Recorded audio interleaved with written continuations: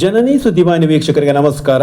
ನವರಾತ್ರ ನಮಸ್ಯ ಕಾರ್ಯಕ್ರಮದ ಯಶಸ್ಸಿನ ಹಿಂದಿರುವ ಸೇವಾ ಕಾರ್ಯಗಳನ್ನು ಒಮ್ಮೆ ನೋಡಿ ಬರೋಣ ಬನ್ನಿ. ವಿಶೇಷದೊಂದಿಗೆ ನಾನು ರಮೇಶ್ ಹೆಗಡೆ ಗುಂಡುಮನೆ. ಸೇವೆ ಎಂಬ ವಿಶಾಲ ಅರ್ಥ ಹೊಂದಿರುವ ಪದಕ್ಕೆ ನ್ಯಾಯ ಒದಗಿಸುತ್ತಿರುವ ಸಾಗರ ಶ್ರೀ ರಾಘವೇಶ್ವರ ಭವನದಲ್ಲಿ ನಡೆಯುತ್ತಿರುವ ನವರಾತ್ರ ನಮಸ್ಯದ ವಿವಿಧ ವಿಭಾಗದ ಸೇವೆಯಲ್ಲಿ ತೊಡಗಿರುವ ಕಾರ್ಯಕರ್ತರ ಕಾರ್ಯ ನಿಜಕ್ಕೂ ವಿಶೇಷದಲ್ಲಿ ವಿಶೇಷ.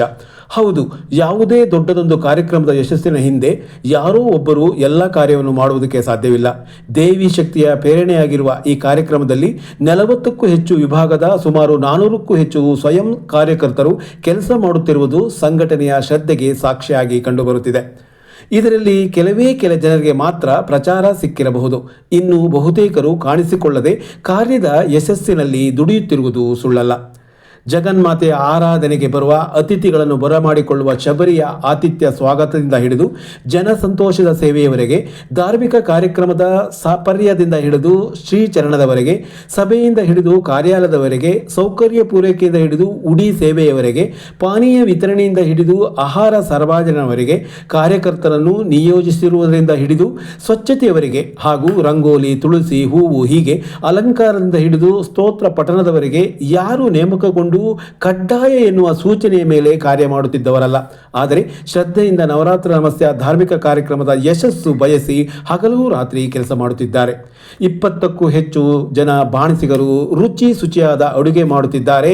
ಅದರ ವಿತರಣೆಗೆ ದೊಡ್ಡ ತಂಡವೇ ಇದೆ. ನವರಾತ್ರಿ ನಮಸ್ಯದ ಕಾರ್ಯಕ್ರಮದ ಯಶಸ್ಸಿನ ಹಿಂದಿರುವ ಸೇವಾ ಕಾರ್ಯಗಳನ್ನು ಈಗ ಒಮ್ಮೆ ನೋಡಿ ಬರೋಣ ಬನ್ನಿ.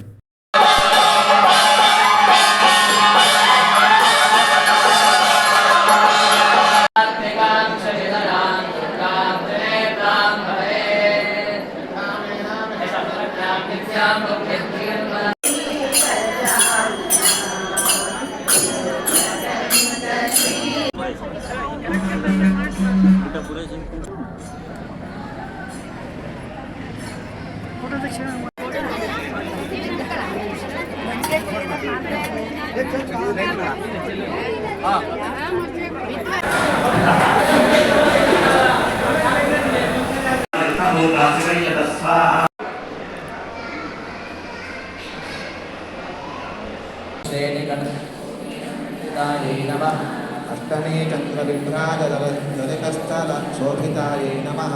मुखचन्द्रकलङ्काभमृगनाभिविशेषकायै नमः. वदनस्मरमाङ्गल्य